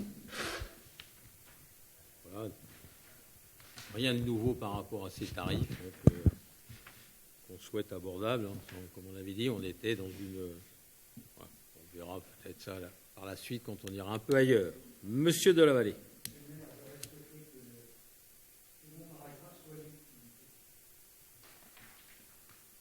Le second paragraphe. Pardon. Oui. La politique tarifaire. Oui. Parce que j'ai une question à poser dans le texte, mais il n'a pas été lu, alors je ne peux pas la poser là. La politique tarifaire se veut accessible au plus grand nombre et la plus juste possible. C'est vrai qu'il est d'usage à ce que je fasse une synthèse de tous les rapports, mais je crois deviner votre question. Allez-y, monsieur Delavallée. Ben non, mais pour que je pose la question, faut que vous... allez-y directement. Mais non, je vais le lire. Eh ben, allez-y alors. La politique tarifaire se veut accessible au plus grand nombre et la plus juste possible. Ainsi, un tarif réduit est toujours proposé aux personnes en recherche d'emploi, bénéficiaires de minima sociaux, scolaires et étudiants, au moins de 25 ans, aux élèves de l'école de musique et d'art dramatique de l'Aigle, au personnel municipal et aux groupes constitués au minimum de 10 personnes. Alors, je vais me permettre de poser une question. J'ai reçu un courrier d'une dame que je ne citerai pas le nom, je pourrais vous le donner en aparté, mais qui était donc membre de l'école d'art dramatique de l'Aigle et qui a été obligé de quitter l'école d'art dramatique. Alors, je lis, j'explique ce qu'il y a dans le texte. Parce qu'il y avait avant Halima Ben Bakir qui donnait des cours d'art dramatique. Halima Ben Bakir a pris sa retraite. Elle a été remplacée par une dame qui manifestement n'a pas donné satisfaction, du moins aux élèves, puisqu'ils sont partis dans un autre lieu, je crois que c'est à Couvin ou à Saint-Évrou-Notre-Dame-du-Bois, avec un monsieur qui s'appelle monsieur Kiffer, qui donne des cours. La personne qui avait remplacé Halima Ben Bakir était en fin de contrat. Ce monsieur Kiffer a postulé pour remplacer cette personne et n'a pas été retenu. Alors, ce que regrettent beaucoup les personnes qui faisaient partie du cours d'art dramatique, parce qu'elles auraient souhaité revenir à l'Aigle, et elles ont appris, il y a peu de temps, qu'il n'y a plus de cours d'art dramatique. Donc, d'où ma question aux élèves de l'école de musique et d'art dramatique, alors qu'il n'y a plus d'école d'art dramatique. Donc, je ne comprends pas. C'est pour ça que je voulais que ce soit lu, parce que sinon, ce que j'aurais dit était incompréhensible. Oui, je l'avais deviné, mais effectivement, pour les uns et les autres, ça aurait été effectivement difficilement compréhensible. Vous dire que il y a toujours un cours d'atelier d'art dramatique à l'Aigle, puisque c'était quelque part un peu, enfin c'est pas un peu ambivalent dans le sens où Halima Ben Bakir, mais c'est pas sur la personne en elle-même, mais cette ou ce professeur enseignait donc à l'école de musique et puis aussi à la MJC le Rond-Point, tout en sachant que la ville de l'Aigle est l'un des principaux financeurs de cette association. Donc aujourd'hui, effectivement, le contrat de la remplaçante d'Halima Ben Bakir, et puis ça a été la raison aussi de la défection des élèves de cette discipline, donc n'a pas été renouvelé par une non-satisfaction de sa prestation. Ensuite, dans une logique aussi, quelque part, ce que je disais, de financement de l'établissement de l'école de musique et de la MJC, les cours d'art dramatique auront lieu donc au Tanner. tout en utilisant aussi les locaux. C'est une convention peut-être nouvelle qui va y avoir avec la MJC, mais il y aura une passerelle quelque part entre l'école de musique et la MJC pour que, et c'est le cas aujourd'hui, le théâtre soit toujours une discipline à part entière au niveau de notre ville. Moi, je vous répondrai plus simplement. C'est pas parce qu'il y a plus d'art dramatique cette année au niveau de la ville de l'Aigle qu'on aurait entamé le changement de nom de l'école de musique et d'art dramatique. Elle s'appelle comme ça, et donc je ne vois pas pourquoi on aurait changé le nom et qu'on l'aurait appelé uniquement école de musique, parce qu'il n'y a plus cette activité d'art dramatique pour cette saison. Il n'y a rien de définitif dans la vie. Donc voilà, ouais. Donc aux élèves de l'école de musique et d'art dramatique, c'est le nom, c'est le nom. Ouais, mais si vous savez, monsieur le maire, que je suis très attaché à toute la problématique culturelle de la ville. Hein, c'est quelque chose qui pour moi est très important. Oui. Et les cours d'art dramatique existaient depuis 2010. Ça fonctionnait très bien. Et les gens qui y allaient sont un peu orphelins de ce cours. Et on leur a annoncé, la personne qui représente la ville leur a dit, c'est fini, il n'y a plus de cours d'art dramatique. Alors après qu'ils aillent à la MJC, peut-être que oui, peut-être que non, ça dépend de l'enseignant, parce que le théâtre, c'est comme tout, si on n'a pas un bon enseignant en face, c'est très important. Donc j'ai vraiment un courrier, alors je ne vais pas vous le lire in extenso parce qu'il est long, il est pas forcément, j'ai pas forcément envie de le lire parce qu'il est un peu dur, je trouve. Vous voyez, bon, je suis pourtant dans l'opposition, je le trouve malgré tout un peu dur, mais je regrette qu'il n'y ait plus de cours d'art dramatique de la ville de l'Aigle, dans le cadre de l'école de musique. Alors, le professeur sera le même à la MJC, et moi je regrette qu'effectivement, je n'ai pas eu de doléances ou de demandes directes. Voilà. Donc, si vous en êtes d'accord, ou du moins cette personne, la moindre des choses, c'est la moindre des choses, après tout, les gens ils font ce qu'ils veulent, mais que je sois informé de cela. Je vous transférerai le mail. D'accord, pas de problème. D'autres demandes d'intervention? Donc, on va passer au vote, et donc là, c'est m'autoriser à signer tous les contrats de la saison culturelle. Des votes contre, des abstentions, je vous remercie. 17, Jazz en Ouche, tarif. Merci monsieur le maire. Donc effectivement, on poursuit sur le festival Jazz en Ouche, qui aura lieu du 17 au 20 novembre, où vous retrouvez donc la programmation, toujours avec la même problématique que la saison culturelle, avec un exercice de gymnastique très forte pour les techniciens, dans le sens où on n'a pas de lieu en tant que tel qui puisse accueillir des têtes d'affiche en tant que tel dignes de la renommée de ce festival. Donc Aube, Verneuil, l'Aigle et puis Crulé accueilleront donc les différents artistes. Le pass est également à l'honneur. Et donc, au même titre que la délibération précédente, il est appelé à autoriser monsieur le maire à signer tous les contrats du Festival Jazz en Ouche 2022 et se prononcer sur les tarifs mentionnés ci-dessus.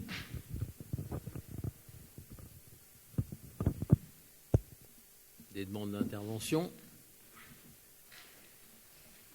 Je ne vous ai pas passé la parole directement. J'aurais pu. Non, je regardais le montant du pass qui est à 50 €, c'est-à-dire qu'une personne qui est à tarif réduit, elle n'a aucun intérêt à prendre le pass, puisqu'elle paie 50 €. Oui. C'est un petit peu dommage, quoi. Alors, après, pour pour la programmation, bon, je comprends que c'est très compliqué du fait qu'il n'y ait pas de salle pour accueillir à l'Aigle. Pauline Croze, moi j'aime beaucoup, mais j'aurais plus vu ça dans le printemps de la chanson. C'est de la chanson française. Mais bon, après, je sais que c'est une année un peu compliquée cette année avec le problème de ça. Mais c'est surtout le pass, quoi, à 50 € pour. Alors, ça change rien, quoi. Effectivement, on a étudié cela quand même. Avant, il était à 60 € le pass. Et on s'aperçoit que malgré cette attractivité de prix, il y a peu de passes qui sont vendus. Donc l'impact pour les personnes en fait bénéficiant du tarif réduit sera malgré tout moindre. Moi, mon seul regret, c'est effectivement que Jazz en Douche 2022 se déroule pas au complexe culturel, mais bon, grand espoir pour 2023 quand même. On aura certainement une programmation exceptionnelle pour 2023. Ah ben c'est ce que je souhaite, c'est ce que je défendrai et ce que je dis déjà. Et puis notamment, effectivement, comme le dit Sylvie Chouet-Trépied en amont, il y aura un grand événement inaugural à établir, je pense aussi, effectivement, avec la communauté de communes, puisque ça reste un projet intercommunal. Mais en attendant, on fait avec. Bien. C'est quand même bien financé par notre collectivité. Ah oui, bien sûr. C'est pour ça que je disais. On n'est pas en reste sur le projet. Non. Je pense que oui, la dernière fois, j'avais vu d'ailleurs quelqu'un faire une remarque totalement justifiée quand la communauté de communes, et sans critique aucune, parle du financement du complexe culturel. C'est vrai que le président a tendance à oublier le 1,2 million de fonds de concours de la communauté, de la ville de l'Aigle, et les 7 € versés par habitant, versés par chaque commune. Mais bon, on lui rappelle de temps en temps, mais il y a des choses comme ça qu'il oublie. Alors, deux réflexions. La première, c'est que, monsieur le maire, je ne l'oublie jamais, notre participation. Et la deuxième, par chaque commune, je pense qu'il y a une erreur de langage à un endroit. Oui, mais écoutez, c'est tellement un vœu pieux par moment que j'ai l'impression que j'y crois encore. Mais bon, je pense que, voilà, la grande majorité des communes. Vous avez raison de me corriger, monsieur Delavallée. Pourtant, je ne suis pas le dernier à faire la remarque, mais là, aujourd'hui, dans ce contexte de la ville de l'Aigle, j'avais oublié et je m'emportais. Bien. Donc, on va passer au vote. Est-ce qu'il y a des votes contre ? Des abstentions? Je vous remercie.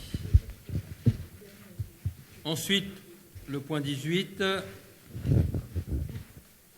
Et je repasse la parole à M. Pascal Quenon. Donc le dernier point concerne le versement d'une prime fin d'année.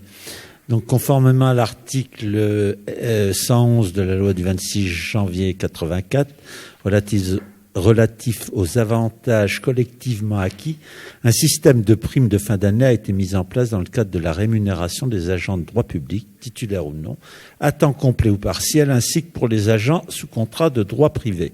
Cette prime constitue un complément de rémunération pour les agents. Elle est versée par la ville de l'Aigle en 2 fois, pour moitié sur les mois de novembre et décembre. Le principe retenu est celui d'une attribution pro rata du temps de travail, bien sûr, quel que soit le grade de l'agent. Seule la façon de servir, absence répétée, sanction, peut atténuer son montant. En 2021, ce complément de rémunération était de 1 050 brut par agent. Monsieur le maire propose au conseil municipal d'appliquer une augmentation de 50 €, portant ainsi le montant de la prime à 1 100 €. Monsieur le maire demande au conseil municipal de se prononcer sur le montant de la prime de fin d'année proposée ci-dessus. Monsieur le maire. Voilà. Le montant que nous avions passé l'année dernière à 1 050. Avant, c'était 900... Non, un peu moins de 1000. Voilà. Donc, on a souhaité faire 50 € d'augmentation et de mettre le montant à 1 100 €. Est-ce qu'il y a des demandes d'intervention? On va passer au vote. Est-ce qu'il y a des votes contre? Des abstentions? Je vous remercie. Bien, écoutez, l'ordre du jour est maintenant épuisé. Avant de faire le tour de table, je voulais vous signaler la date du prochain conseil municipal. D'habitude, nous faisons un conseil municipal au mois de novembre pour présenter le débat d'orientation budgétaire et nous votons le budget au mois de décembre. Cette année, considérant qu'il y a quand même beaucoup d'inconnus, comme vous le savez, nos contrats en énergie, électricité, gaz vont jusqu'au 31 décembre. Et donc, nous avons beaucoup d'inconnus pour l'année 2023 et les suivantes. Donc, il semble préférable d'être le plus précis possible parce que, bon, on nous annonce de telles hausses que, bien évidemment, tout ça aura d'énormes répercussions sur notre budget. Vous savez, quand aujourd'hui, on nous dit qu'au niveau de l'électricité, on est sur les plus 80%, le gaz plus 150%. Donc c'est vrai que plus on sera précis et moins on se fera peur et moins peut-être on sera amené à prendre des décisions de suppression de tel ou tel événement. Et donc on a décidé de faire un conseil municipal le 5 décembre, dans lequel on vous présentera le DOB. Et donc le budget sera voté plus tard quand voilà. Vous avez entendu comme moi aujourd'hui les prémices du budget 2023 de l'État. On a quand même beaucoup d'inconnus sur le montant des dotations, etc. Donc essayons d'être le plus précis possible, je me répète, pour éviter éventuellement de prendre des décisions qu'on pourrait peut-être après regretter. Donc c'était mon premier point. Le deuxième point, avant de faire le tour de table, comme vous le savez, notre DGS qui est ici derrière est en train de faire sa dernière. Il nous quitte dans quelques heures. Et donc au nom du conseil municipal, je voulais, en votre nom à tous, le remercier pour tout ce qu'il a fait au sein de notre collectivité. Et puis lui souhaiter bon vent là où il va. Voilà. Monsieur de la Vallée. C'est pour la médiathèque qui va être en deuil. Mais à part cette petite plaisanterie, je suis comme vous, je suis un peu ému du départ de Nicolas Veillère. En plus, j'ai appris à le connaître un petit peu différemment lors d'une occasion particulière. Donc, c'est un garçon très sympathique, parce que là, on ne le connaissait que comme directeur général des services. Et il y a une dimension différente. Et on lui souhaite aussi bon vent pour l'avenir. Voilà. Merci à vous. Voilà, on peut l'applaudir.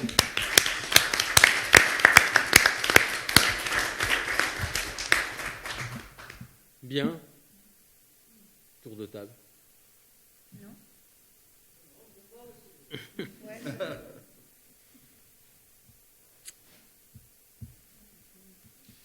Je vais juste vous rappeler qu'à partir de la semaine du 3 au 9 octobre, nous prolongeons, nous remettons en place une semaine bleue dédiée aux seniors, un programme d'activité et d'animation gratuite pour les plus de 65 ans, Aiglon.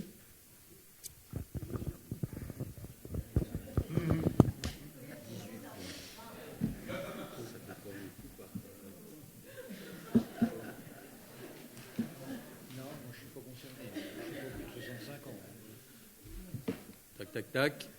Serge. Oh, déjà, oui. Elles sont... Je n'en doute pas. J'ai eu aussi une personne qui m'a fait remarquer que la numérotation de l'impasse du Chênay, rue Louis Cavelier, n'était toujours pas faite. Et c'est quelque chose qui avait été qui avait été demandé il y a pratiquement un an, je crois. Est-ce que... C'est une question particulière, monsieur le maire. Est-ce qu'il y a des craintes sur l'avenir de l'école de musique? Est-ce que les spectacles jeunes publics seront toujours programmés par la ville de l'Aigle ou pas? C'est quelque chose qui est important. Je travaille de mon côté à la communauté de communes pour essayer de mettre en place des spectacles jeunes publics pour l'ensemble de toutes les écoles. Bien sûr, si la ville n'arrête pas, il y aura certainement une compensation à hauteur de ce que ça coûte pour la ville. Donc là, il n'y a pas de sujet, mais c'est important de savoir l'avenir. Y a-t-il des inquiétudes, et là c'est plus important, pour l'avenir de l'école de la Ribambelle? Parce qu'il me semble des fois comprendre, et nous sommes ensemble, que tout le monde n'est pas persuadé du bien fondé de la reconstruction de cette école, qui pourtant fait partie du projet ANRU de la réhabilitation de la Madeleine. Quid des autres écoles de la ville de l'Aigle? Est-ce qu'il y a aussi des menaces de fermeture d'autres écoles de la ville de l'Aigle? Jardin public, j'ai remarqué, puisque maintenant je suis, comme me l'a fait remarquer Nathalie Lenôtre, une personne de plus de 65 ans, j'ai des petits-enfants, et je vais au jardin public, et il y a des publics d'âge un petit peu gênant par rapport aux tout petits. C'est quand même un jardin public pour les familles, pour aller emmener les enfants ou les petits-enfants. Et il y a des ados, voire plus grands, qui ne sont pas toujours en adéquation avec le lieu. Donc, et puis, oui, je sais, mais... Et puis, ce sera tout pour moi. On continue. Questions qui n'attendent pas forcément une réponse, bien sûr, immédiate. Je me suis trouvée vendredi à la pharmacie centrale et la pharmacienne, donc qui a repris la direction de cette pharmacie, m'a posé la question, me demandant pourquoi il y avait des barrières devant la pharmacie. Alors j'étais un petit peu étonnée, je n'ai pas su lui répondre, donc j'ai appelé la mairie et on m'a expliqué à ce moment-là que c'était pour le septembre musical. Alors c'est quand même pas normal, il m'a semblé pas normal que la démarche n'ait pas été faite auprès des commerçants. C'est pas un reproche, hein, c'est juste une constatation. Auprès des commerçants de la place Saint-Martin, en fait, qui étaient tous impactés par cette pose de barrière, que ce soit la fleuriste, le pizza, etc., et surtout la pharmacie. Ce qui m'a amené à la réflexion qu'il serait peut-être utile de voir avec la pharmacie s'il était possible d'avoir une place 15 minutes, comme c'était le cas rue de Beckham pour la pharmacie qui n'y est plus maintenant, qui facilite, et c'est le cas aussi place de la Halle. Ce serait peut-être, même si on a un espace quand même assez important, consacrer quand même et de façon pérenne une place pour les gens qui vont à la pharmacie. Ça, c'était ma première. Alors c'est certainement à la pharmacienne d'en faire la demande, mais mon deuxième sujet, c'est celui de l'eau. On voit beaucoup d'articles en ce moment sur la qualité de l'eau et la pollution de l'eau courante dans les villes. Donc on peut utiliser des simulateurs et chercher à voir un petit peu quelle est la qualité de l'eau dans notre commune. Il semble que les 3 sources de l'Aigle ne soient pas polluées. Mais dans les articles, il est spécifié aussi que parfois, si on n'avait pas d'informations, ça apparaissait non pollué. Donc, est-ce qu'on pourrait, lors d'un prochain conseil municipal, avoir une petite mise au point sur la qualité réelle de l'eau de nos différents approvisionnements d'eau?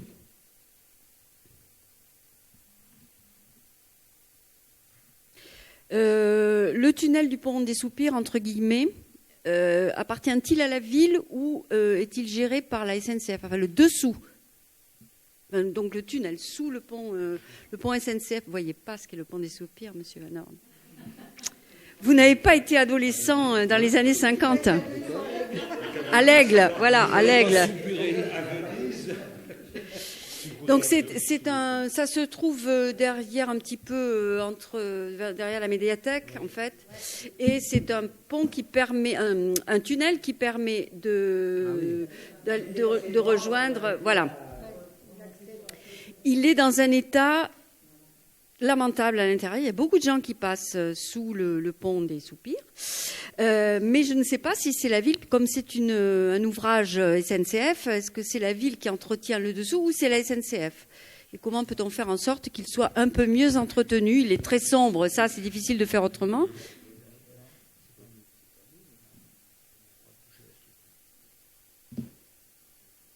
Non, ça dépend de ce qu'on appelle nettoyage.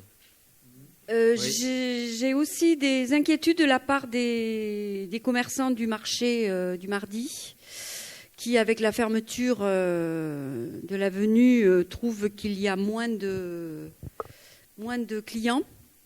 Donc ils sont un petit peu inquiets. Voilà, c'était simplement...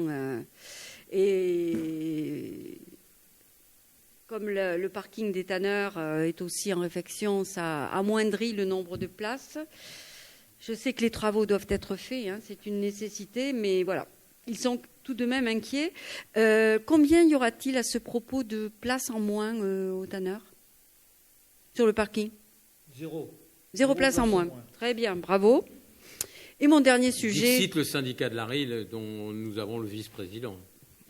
Très bien, qui a répondu spontanément. J'ai veillé à ce qu'il n'y en ait pas de supprimés, justement. Et on va peut-être même en recréer quelques-unes. Pas d'engagement, pas d'engagement ce soir. Mais peut-être. Calme-toi, si c'est repris dans la presse, on va mettre ton nom à côté. Dernier sujet pour moi sensible. Vous nous aviez promis que vous nous tiendriez au courant de l'évolution des travaux de l'église Saint-Barthélemy. Voilà, j'aimerais bien avoir une petite mise au point, parce que c'est un lieu privé. Désormais, on ne peut plus trop savoir ce qui s'y passe. Donc, par votre intermédiaire, peut-être saura-t-on quelque chose. Ce sera tout pour moi. Merci beaucoup.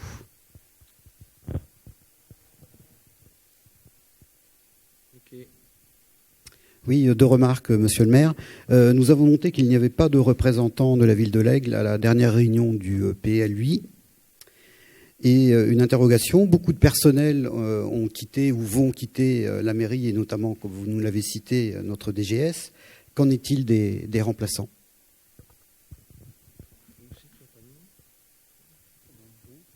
À quel endroit où on n'était pas ? La réunion sur le PLUI. Ah, la réunion sur le PLUI. Ok. Oui. Attends, on fait le tour. Non, parce que je peux répondre à ça, excusez-moi. Nous avions fait une réunion particulière de la ville de l'Aigle avec les représentants de la CDC concernant le PLUI. J'avais demandé à l'époque à ce qu'on puisse se rencontrer parce que les problèmes de la ville de l'Aigle n'étaient pas du tout les mêmes que ceux des communes avoisinantes.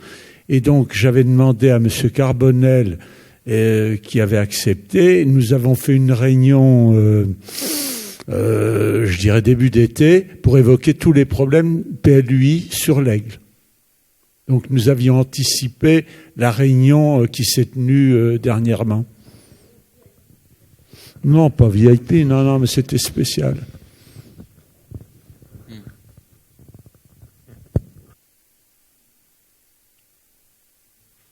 C'est tout.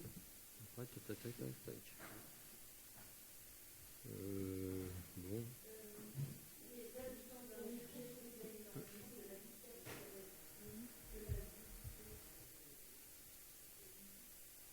La vitesse, partout.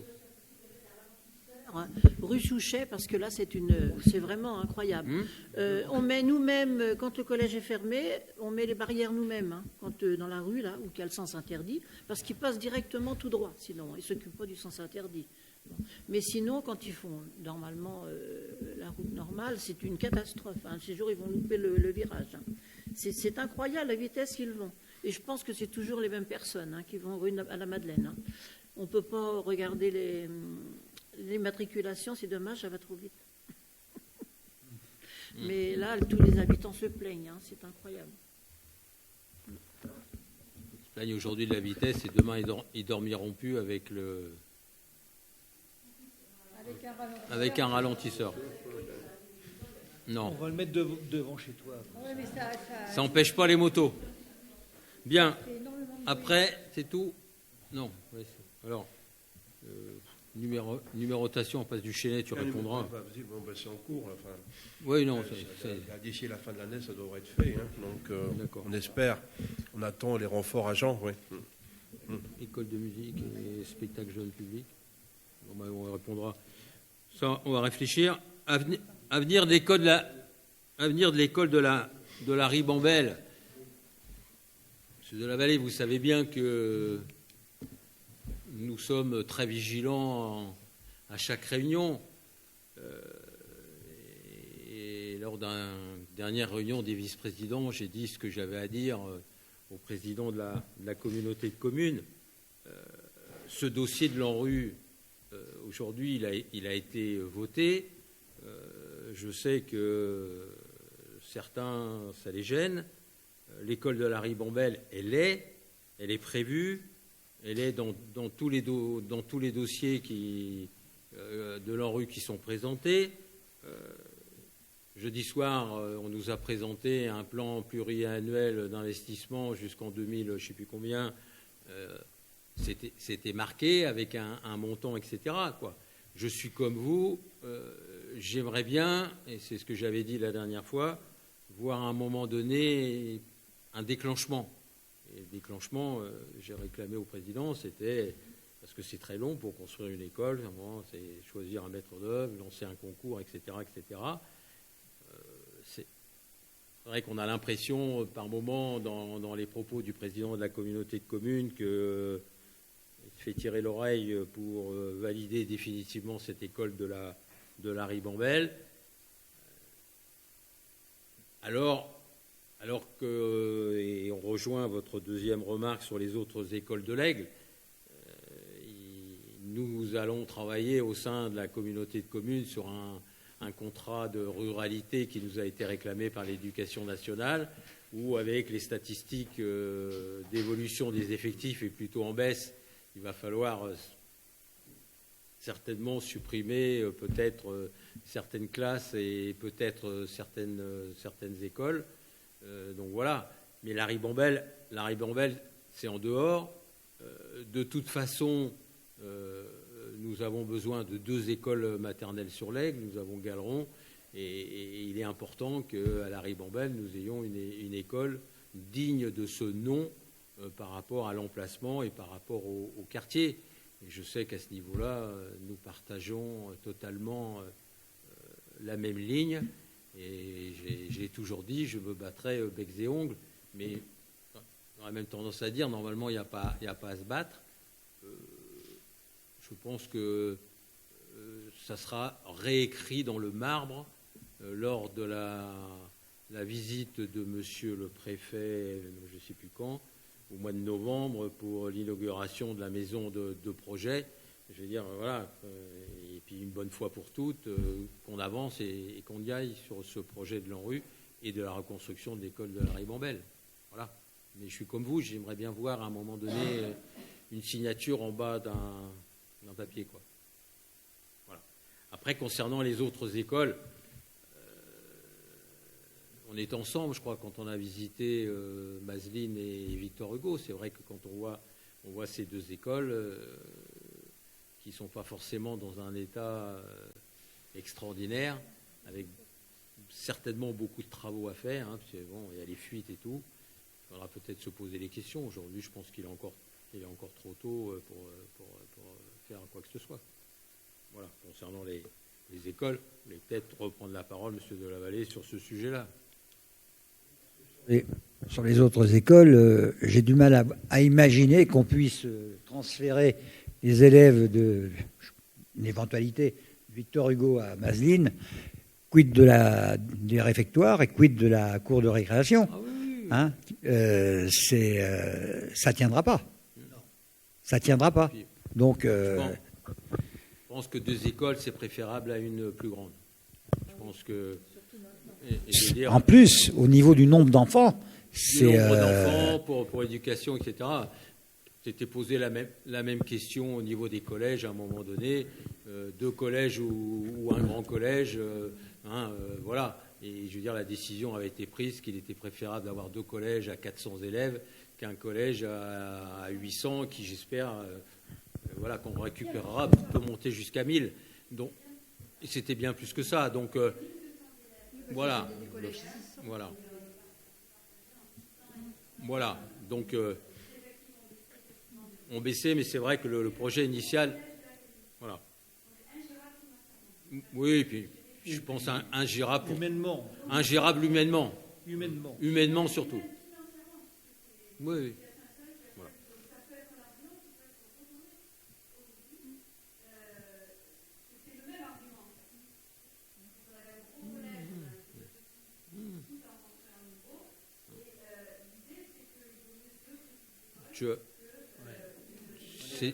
C'est ce que je pense aussi.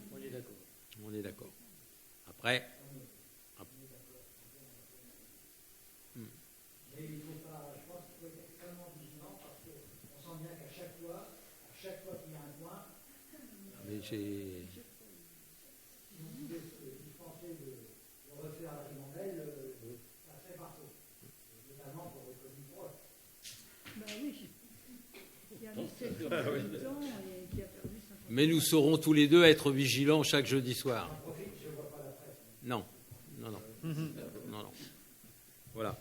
Non, mais à un moment donné, il va falloir, et je comprends qu'on puisse élargir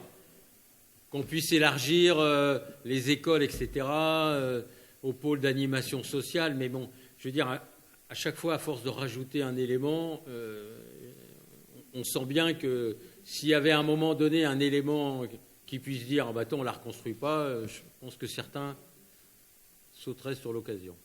Mais ils savent qu'ils nous trouveront tous les deux en face.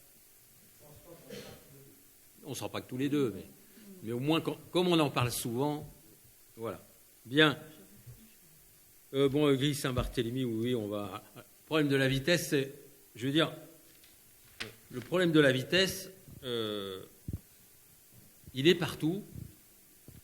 On me dit toujours... on a eu vendredi soir la réunion avec les nouveaux arrivants.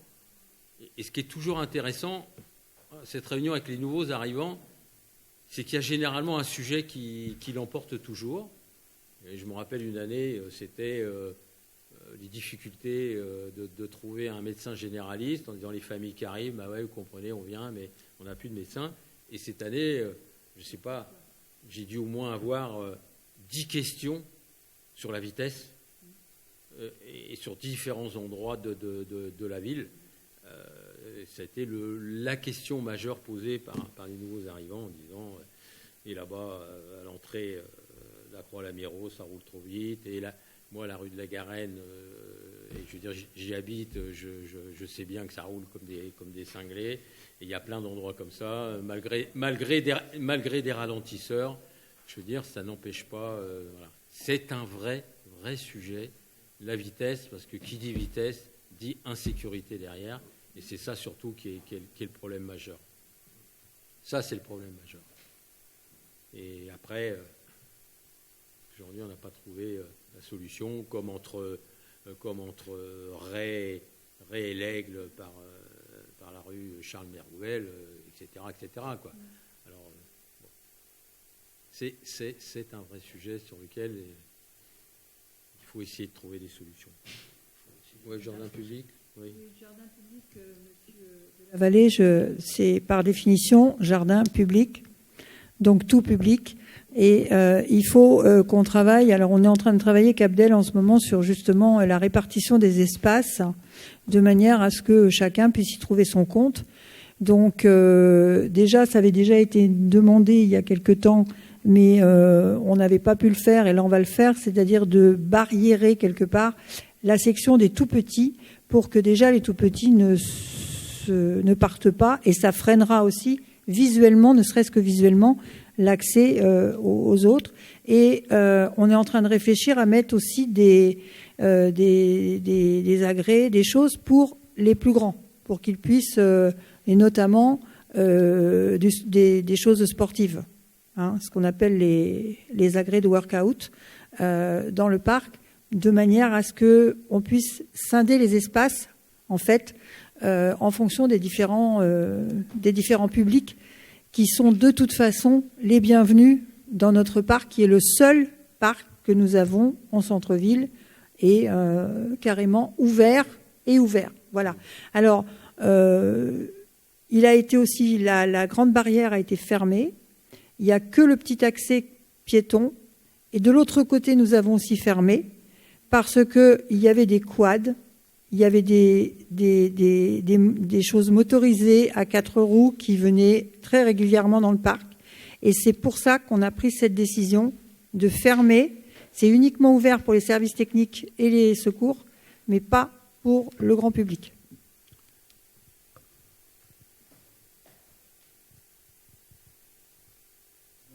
Quand je parlais de public dérangeant, c'est des publics qui n'acceptent pas les règles normales. Hein. C'est pas tous les publics sont les bienvenus. Mais c'est vrai que quand il y a des tout petits et qu'il y a des engins motorisés, c'est pas terrible, quoi. Voilà. Hein. Donc là, on a fait en sorte, que les engins motorisés ne puissent plus accéder. Mais après, il y a toujours les moyens de contournement existent toujours. C'est bien là le souci, quoi. Hein. Bien. Pour les autres points, on vous répondra la prochaine fois. Bien. Écoutez, merci beaucoup à toutes et tous, et puis bonne soirée et bonne continuation.